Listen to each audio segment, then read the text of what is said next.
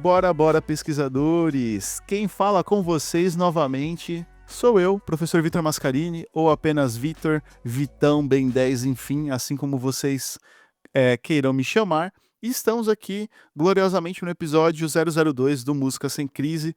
E hoje, galera, a gente vai falar dele, um ícone do rap americano que influenciou muito as nossas vidas, né? Tem uma trajetória incrível, a gente vai conhecer hoje. Estamos falando dele, do Mac Miller. Mas antes da gente começar a falar, né? Queria pedir que você curtisse esse episódio, compartilhasse, comentasse, se inscreva no nosso canal do YouTube, gente, se inscreva lá na nossa página no TikTok, no Instagram. O mínimo que vocês fizerem nos ajuda no máximo, tá? Mano, e assim, a gente tá muito feliz aqui como equipe História Sem Crise pelo feedback que vocês estão passando para nós, beleza? Galera, e pela primeira vez hoje eu queria chamar ele, que ele não é um convidado, ele é um membro do História Sem Crise, mas é a primeira vez que ele tá participando com a gente de forma gravada, já me ajudou e ajudou a História Sem Crise com algumas pautas. Ele, Gaba, seja bem-vindo a este episódio. Bom dia, Vitão. Bom dia, pessoal. Boa tarde, boa noite. Não sei o horário que vocês vão estar ouvindo esse episódio, mas estou muito feliz por estar aqui. Meu nome é Gabriel. Pode me chamar de Gabriel, de Gaba, como for mais confortável. E estou feliz por estar aqui, por estar falando do Mac Miller. Nós somos muito fãs dele, acompanhei toda a trajetória e estou feliz por estar fazendo parte desse time. E agradeço o convite do Itão aí pra gente participar e vamos pra cima, que aí a gente vai ter um episódio bacana aí hoje.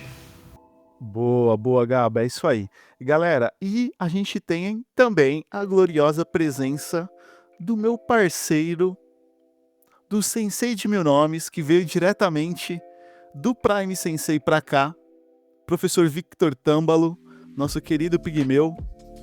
Seja bem-vindo. E como vocês sabem, cada episódio ele tem um nome, certo? Seja bem-vindo, meu caro amigo professor Samucho. Seja bem-vindo. Fala, rapaziada. Como que vocês estão? Estão todos bem? Rapaziada, episódio de hoje é épico, como sempre, Prime. Simplesmente um episódio sobre o cantor da minha vida, o cantor da vida de muitos. E... rapaziada, que episódio, cara. Mano, a gente vai falar sobre um cara que mudou a cena, tá ligado? Mudou a cena do rap internacional.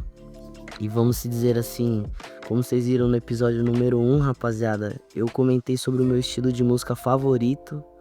Esse cara foi o interlúdio do meu estilo favorito, que é o R&B. E é isso, rapaziada. Tamo junto. Meu caro professor Victor Tâmbalo, você não tem a mínima curiosidade de saber o que significa o seu nome neste episódio? Samucho? Samucho. Deixa eu ver aqui, deixa eu dar uma pesquisadinha aqui no Google. Não precisa, eu estou aqui para te explicar. Samucho, mais conhecido como o Samurai Gaúcho. Aí, só porque eu tô com o meu coquezinho de cabelo, né? Só porque o meu penteado agora tá style, né? Só por isso. Então, pessoal, mais uma vez a gente vai começar aqui, tá? Como direi, como tá se tornando aí uma prática aqui dos episódios, vou pedir pra produção tá aumentando a vinheta e depois da vinheta a gente volta, eu, o Gaba e o Samucho, contando a história épica do Mac Miller.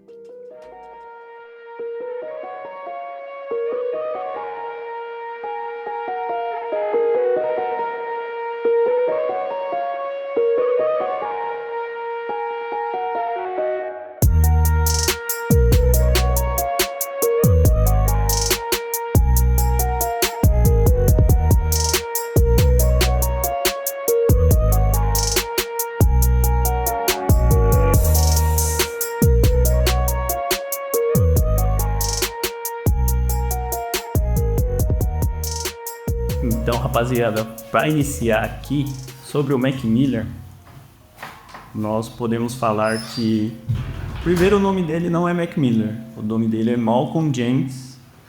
Ele nasceu em 19 de janeiro de 1992 em Pittsburgh, na Pensilvânia. A mãe é uma fotógrafa, o pai é um arquiteto E o Mac aprendeu sobre música muito cedo. Ele aprendeu a tocar guitarra, baixo, piano, bateria, e muito desses instrumentos ele é autodidata. Ele não teve aulas, ele só teve acesso ao instrumento e aprendeu a tocar. Aos 14 anos de idade ele descobriu que rap era a paixão da vida dele e ele decidiu que seria isso que ele queria pro resto da vida. Foi aos 15 anos que ele lançou a primeira mixtape, que é a But My Mac Ain't Easy, usando seu primeiro vulgo ali, Easy Mac, que era aquele rapzinho de adolescente mesmo, que era só testando a própria voz, aprendendo os beats e tudo mais. E logo depois disso aí, depois de ter uma certa notoriedade na cidade, na escola, ele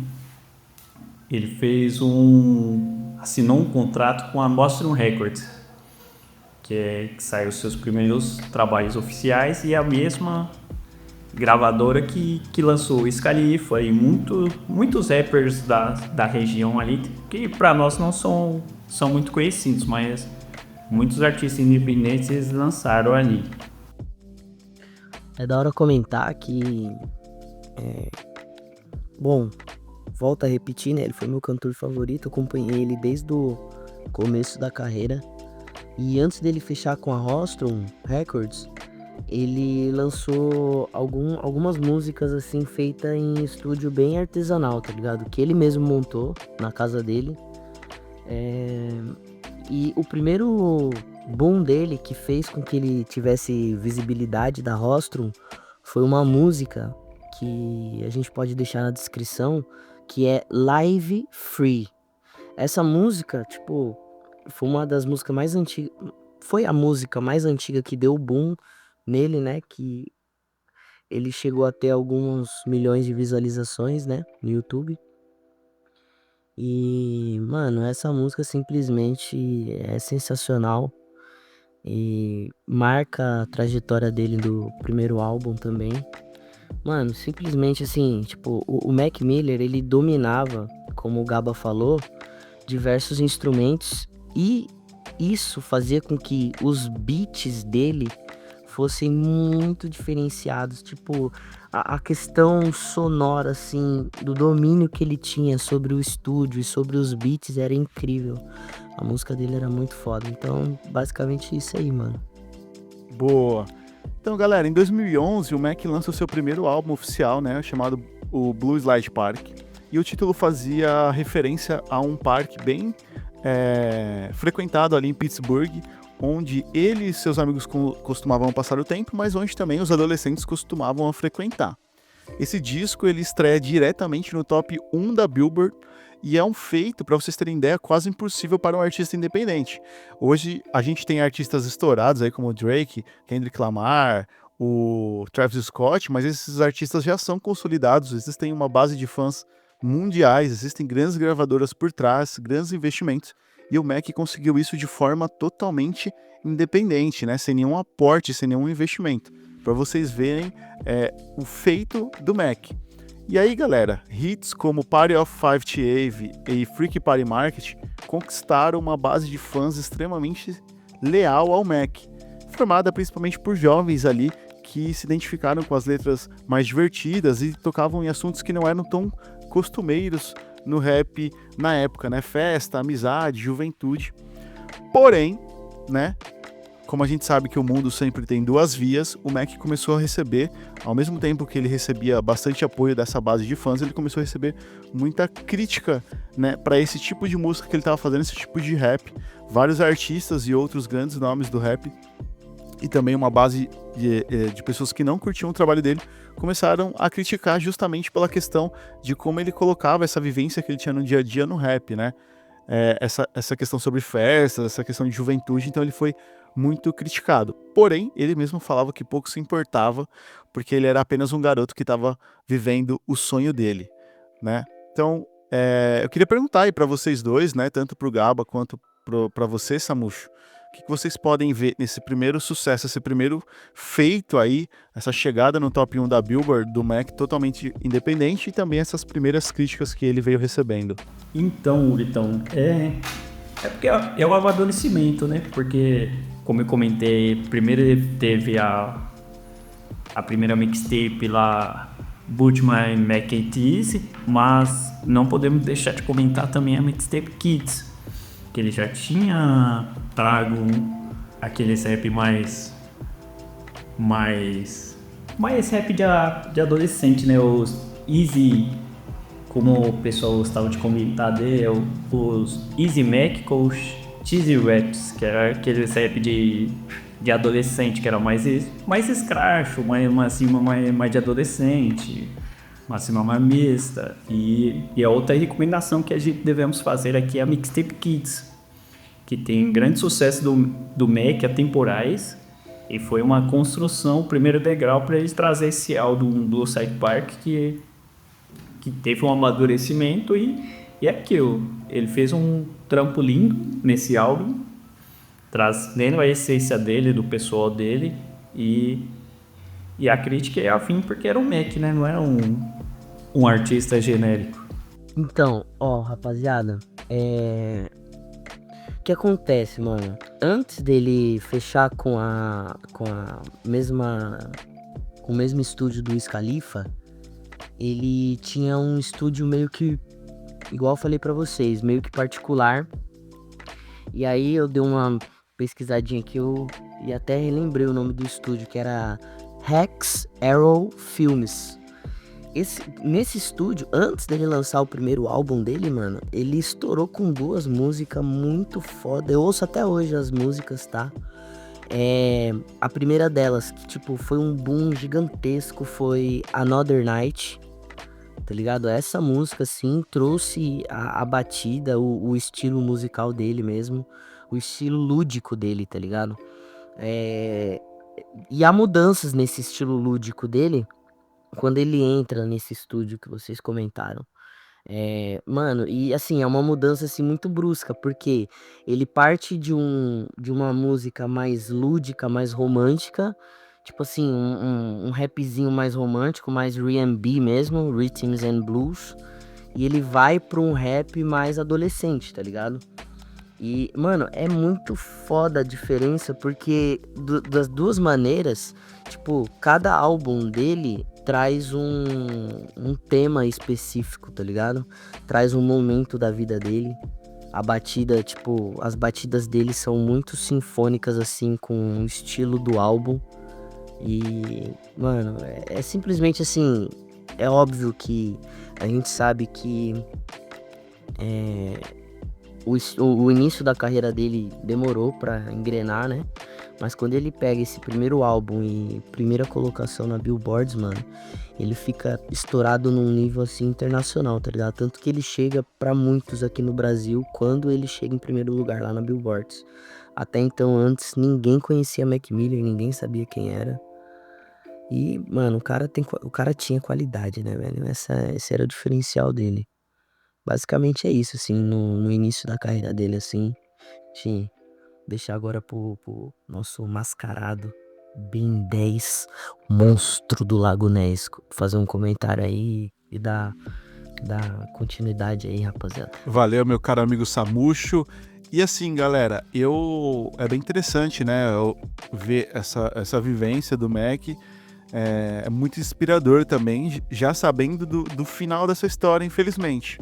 E eu vou jogar a bola agora pro Gaba comentar um pouquinho assim a questão da evolução artística dele, ali por volta de 2013. Você pode conduzir para nós, Gaba? Então, Vitão, vamos falar ali, em 2013 ele lançou um novo álbum, um álbum muito especial para mim, gosto muito, tenho até o vinil do álbum, só que aí ele começou, depois do Blue Side Park ali, ele lançou o What Moves With The Sound Off, que é um álbum que ele sentiu o peso maior do sucesso comercial que o álbum teve, a cobrança do business, da música lá, a questão de da própria expectativa, a insatisfação criativa dele, porque ele é um músico muito, muito criativo. E nós víamos assim que toda vez ele estava inovando com alguma coisa. Que se você for pesquisar todo o repertório dele de todo esse tempo, ele tem os projetos principais, mas sempre tem uma música ali aleatória que ele soltava só pra... E se for buscar o repertório dele hoje, você acha muita coisa. Mas com esse álbum, ele foi muito mais experimental, introspectivo, que aí ele foi buscando ali a questão de tratar assuntos como a solidão que ele sentia, os vícios, a ansiedade. Ele trouxe uma sonoridade mais psicodélica. E a colaboração de artistas de peso ali da TDE, como o Ab-Soul, o Schoolboy Q. Aí ele também criou um selo dele também nessa mesma época, que ele começou a produzir outros artistas, como o nosso professor aí, o Sensei, falou, que ele tinha um estúdio próprio ali, mas aí com a grana veio, ele montou um próprio selo nessa época e começou a produzir agora profissionalmente outros artistas. Então foi um grande boom nessa trajetória dele. E também aí que ele começou a lançar o seu pseudônimo de produtor, né? Larry Fisherman.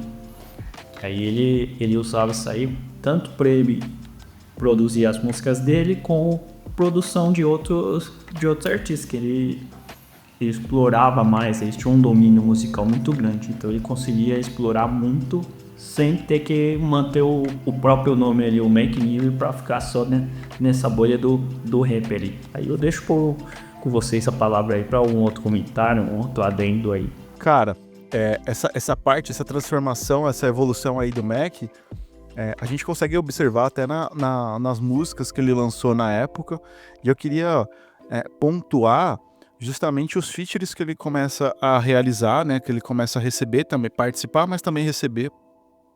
Então a gente tem alguns nomes importantes. Você citou a TDE aí, para quem não sabe, é o grupo / gravadora, aí, a banca do Kendrick Lamar, mas tem um nome que eu gostaria de destacar em específico também, né, a gente vai fazer um episódio sobre ele, que é o Schoolboy Q. Pô, e um cara que vinha com um rap muito forte, um rap muito agressivo e também toda uma forma de rimar bem característica, e foi bem legal ver ele contribuindo em algumas faixas junto com o Mac. Eu queria fazer uma pergunta aí pro nosso sensei Samusho, né, o samurai gaúcho.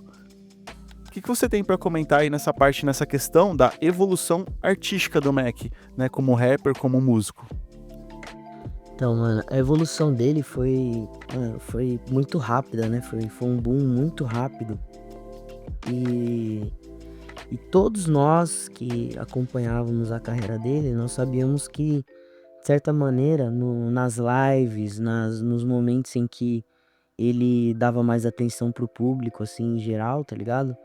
Que ele era molecão, ele não tava acostumado com isso, tá ligado? Ele não tinha esse tipo de vivência, assim, tipo, óbvio que ele já era estourado lá, né, mano?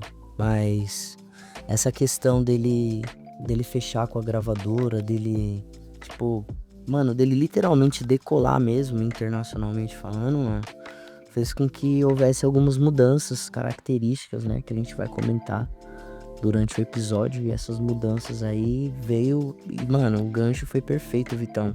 Veio com alguns feats, né?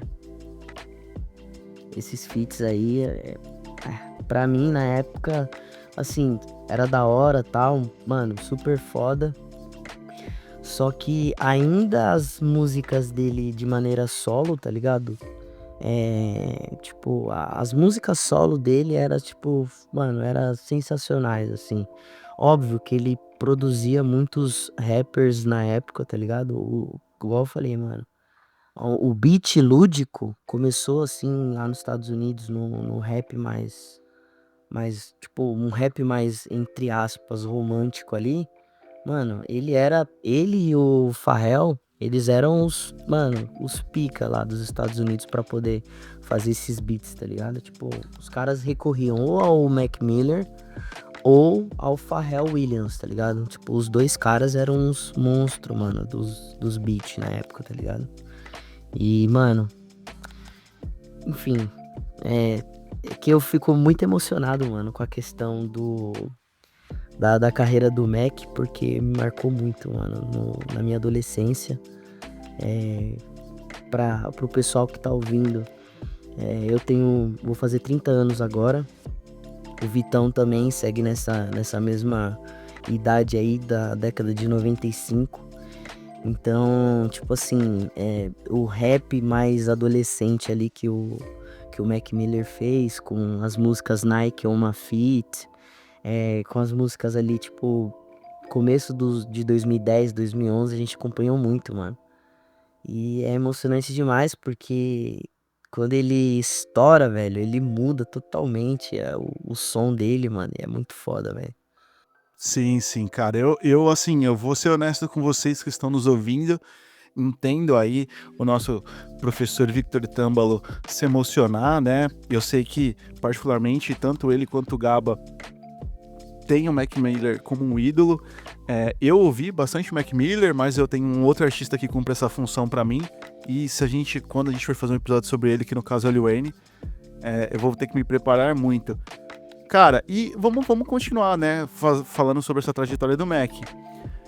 Bom, pessoal, nos anos seguintes, né, o Mac ele continuou lançando álbuns que mostravam ali seu amadurecimento, e aí, em 2015, sai Good and Am, né, um disco mais completo, bem coeso, que falava abertamente sobre os medos, os fantasmas do Mac e também a sua busca por equilíbrio, né. Em 2016 veio também o The Divine Feminine, um disco romântico e espiritual, e muitos ligam esse álbum ao relacionamento que ele vivia na época com a cantora. Hoje a gente sabe que ela é uma das maiores que existem atualmente, mas na época ela também estava em ascensão, que é a Ariana Grande. E esse namoro foi muito acompanhado pela mídia, não só americana, a mídia global. E a gente acredita, né, que esse namoro, e a gente não tá de forma nenhuma culpando a Ariana Grande, porque isso também impactou a vida dela, mas esse namoro, esse relacionamento entre duas estrelas da música trouxe muita pressão para ambos. E ali, depois de 2018, o Mac, né, eles terminam esse relacionamento. O Mac decide mergulhar muito na questão da produção musical. E a gente percebe também que ele também decidiu enfrentar ali os seus fantasmas. Ele nunca escondeu, galera, a sua luta contra a depressão e também contra o abuso ali na utilização de substâncias químicas, né, mais conhecido como drogas. Mesmo assim, ele parecia para nós sempre determinado a enfrentar as suas dores, seus fantasmas e transformar isso aí em arte, né? Dedicando aí aos fãs a criação de outras obras-primas. E aí, galera, como que vocês veem esse momento do Mac? Então, esses dois álbuns são lindos álbuns. Good AM é um álbum mais enérgico, mais pra cima, mesmo ele estando ali. É um completo. Ali o Mac tava num ápice musical muito grande. E no Divine Feminine é um álbum apaixonado, né? Então, gente fazer uma análise, são dois lindos álbuns. No Divine Feminine tem grandes participações, a gente tem CeeLo Green, tem Kendrick Lamar, tem o... Esqueci, depois faço um adendo ali na descrição, mas e as participações dos álbuns completam muito, são obras lindíssimas para ser ouvido do Mac. Rapaziada, eu tenho esse álbum The Divine Feminine como simplesmente, tipo assim, esse álbum é simplesmente o meu álbum favorito. Por quê? Mano, eu gosto muito de R&B. R&B é um estilo musical muito romântico, tá ligado? E aí, assim, como que foi a trajetória do romance, né? Na verdade, eles fizeram uma música participativa no álbum da Ariana, no primeiro álbum dela, tá ligado? E... assim, como que funcionou? Eles eram melhores amigos, tá? Eles eram melhores amigos. Eles não se relacionaram assim por simples e espontânea vontade de se relacionar sem antes se conhecer, tá ligado? Como acontece em muitos relacionamentos. Eles eram melhores amigos e tipo, com essa amizade, como o Mac era um produtor nato, era um produtor musical nato, ele era muito embaçado, muito fora de série. Ele auxiliou na produção do primeiro álbum da Ariana Grande, né? Com o auxílio, óbvio, a gente sabia que na época a Ariana Grande, ela participava como atriz de algumas séries da Nickelodeon. Ela já era estouradinha, ela já era bem conhecida através dessas séries, mas no mundo da música ela não era tão conhecida assim. Porém, com esse primeiro álbum do Mac Miller, a Ariana simplesmente explodiu. E o que acontece? Explodiu até além do que a gente tinha de conhecimento do Mac Miller, tá ligado? Tipo, o Mac Miller, ele era estourado, mas o primeiro álbum dela foi um boom gigantesco. E em uma dessas músicas que eles fizeram featuring, no videoclipe, no videoclipe dela, eles acabam meio que se beijando no finalzinho, tá ligado? E aí começou esse rebuliço, essas histórias. Mano, será que eles estão namorando? Será que eles estão namorando? E o Mac lança esse álbum, The Divine Feminine, que tipo, mano, simplesmente tem uma música assim, óbvio que isso já 2 anos depois ele lança, né? Tipo, eles já estavam meio que trocando carícias já há uns mais de 1 ano. E 1 ano e meio para 2 anos depois ele lança esse álbum com uma das músicas e um dos videoclipes mais, assim, que, tipo, pra mim é o meu top 3 músicas da minha vida, assim, uma das músicas mais, assim, marcantes, assim, da minha vida, que é My Favorite Part. E essa música do Mac Miller com a Ariana já demonstra um romance, assim, intenso entre os dois, tá ligado? No videoclipe é bem notório o fato deles estarem num romance muito, muito profundo, tá ligado?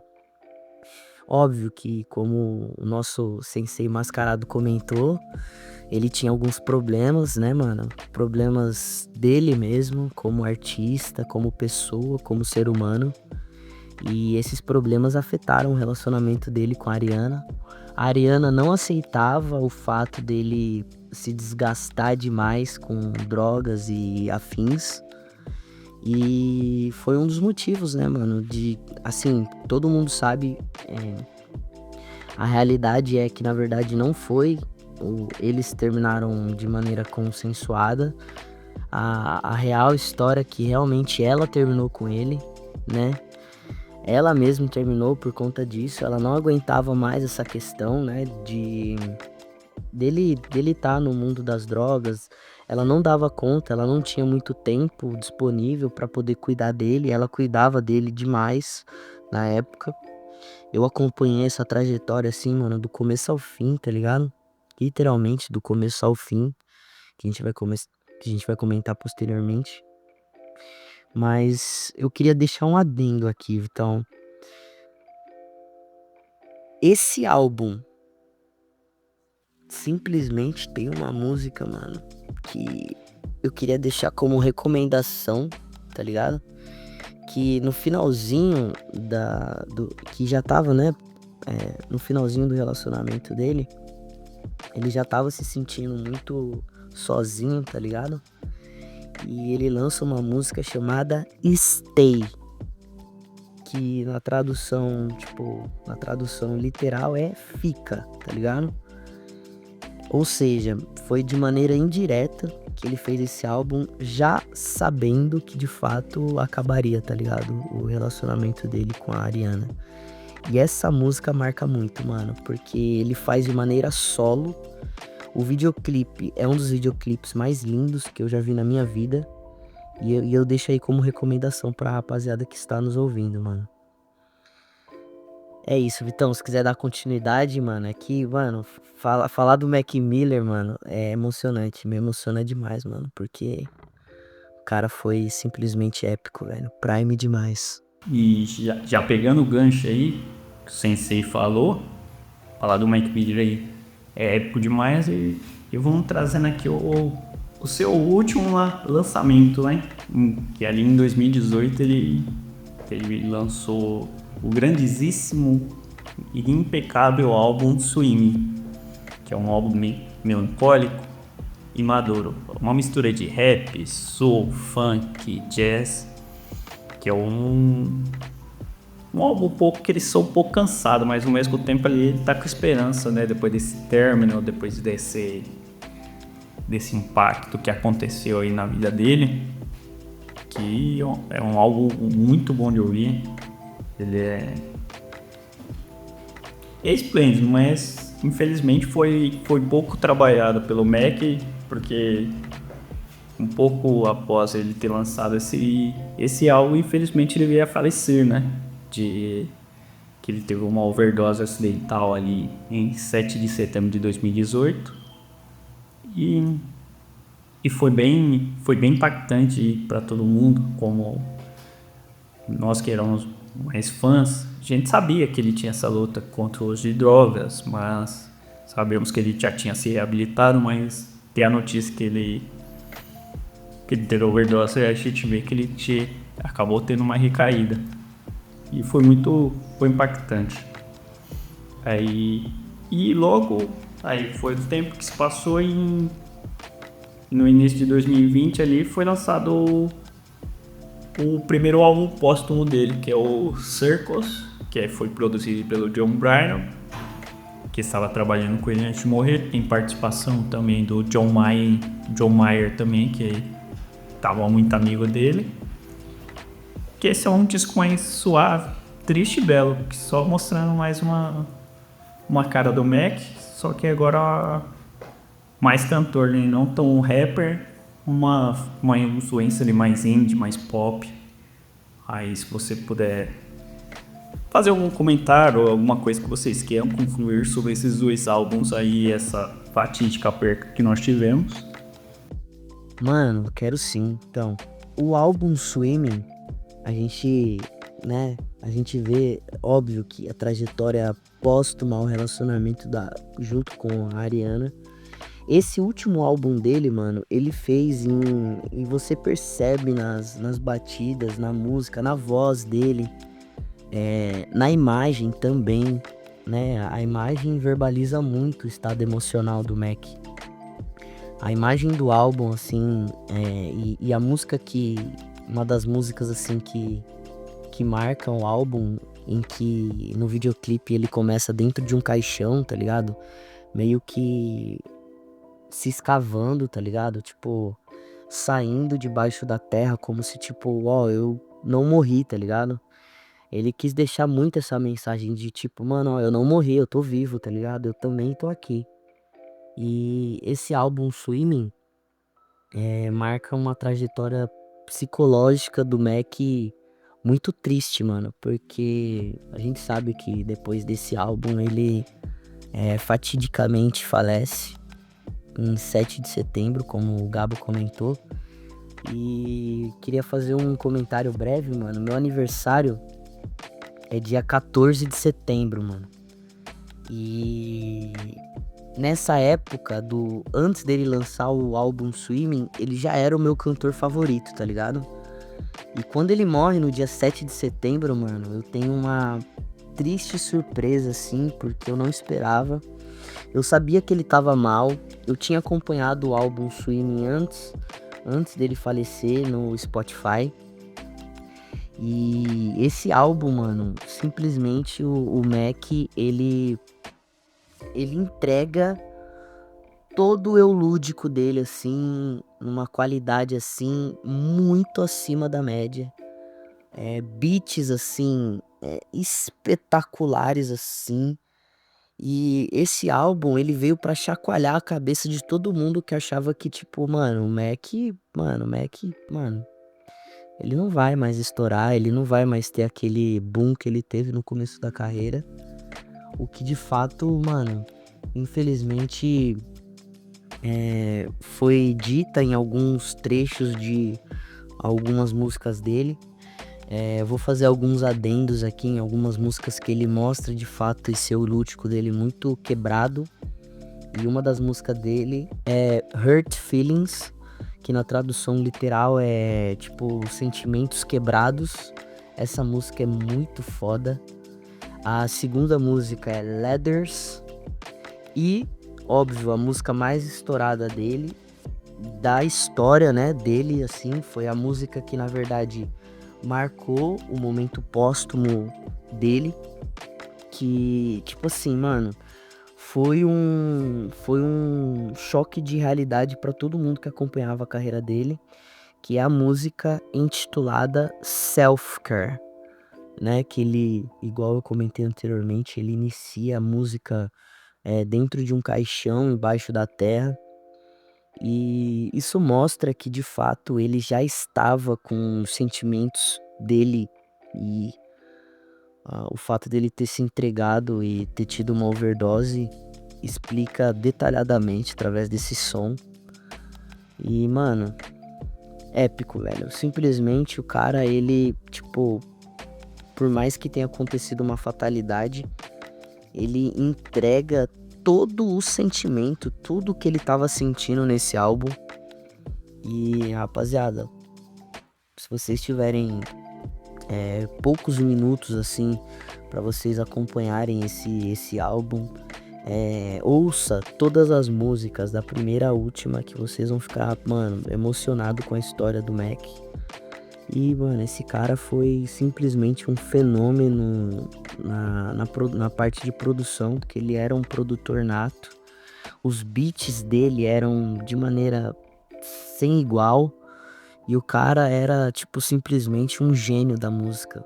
E eu finalizo aqui contando a história de Mac Miller, dizendo que o cara era simplesmente um gênio, que as pessoas, elas acabaram não dando o crédito merecido a ele, né? Acabaram não acreditando pelo fato dele ter esses problemas com as drogas, esses problemas com o psicológico mesmo, que a gente pode até comentar que na época não tinha-se tanto conhecimento que tem hoje sobre depressão, sobre ansiedade, sobre essas doenças que de fato destruiu a carreira do nosso amado e consagrado Mac Miller.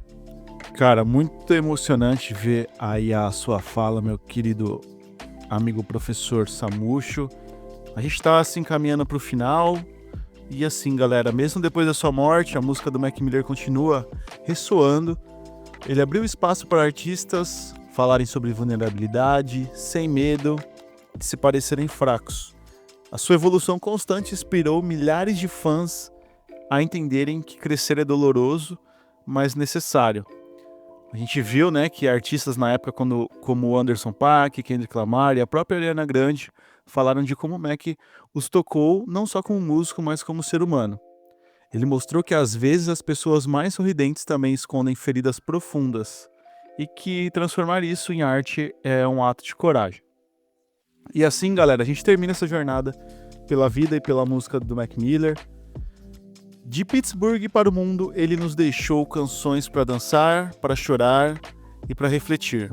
E se você ainda não mergulhou na discografia dele, fica aqui umas recomendações minhas de algumas faixas para vocês ouvirem, como Safe Care de 2009, Good News Dengue e What It Does, que mostram toda a sua genialidade. E eu vou pedir aí pro nosso, claro, sensei de mil nomes, professor Victor Tambalo, um último comentário sobre a importância, sobre a trajetória do Mac, pra gente se encaminhar pra esse final. Por gentileza, meu caro amigo Samucho. Mano, o Mac, depois da sua morte, ele foi relembrado em alguns sons. Eu queria deixar aqui um adendo, mano, numa música que foi muito estourada na época. Assim, muito mesmo, de verdade, porque a gente sabe o boom que é a carreira da Ariana Grande, no qual ela fala sobre os ex-namorados dela, né? O nome da música é intitulada Next. Ela fala, tipo, ó, já que não deu certo com um próximo.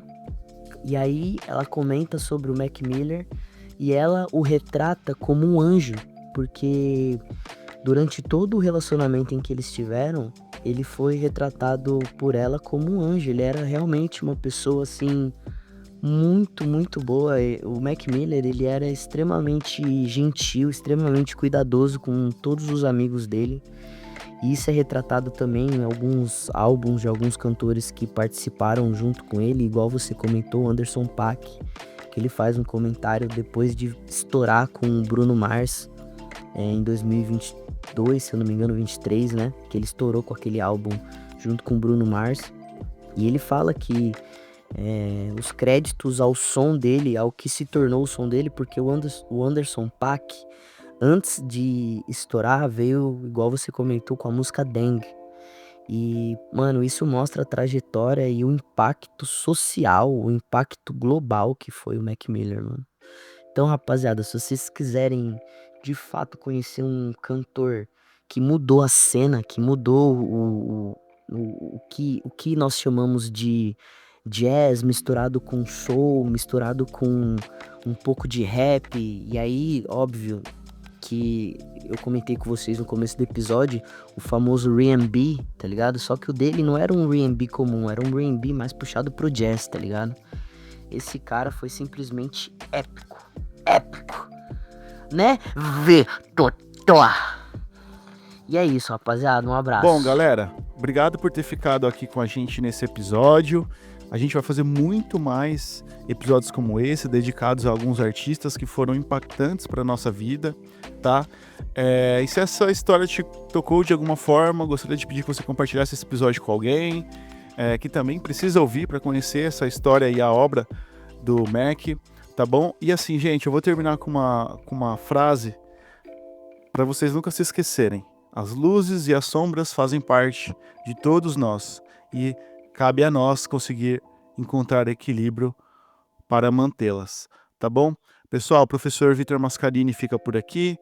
Também quero deixar um agradecimento aos nossos membros do História Sem Crise, o Gaba e o professor Victor Tambalo, né? O nosso sensei de mil nomes. Voltamos mais rápido do que vocês imaginam.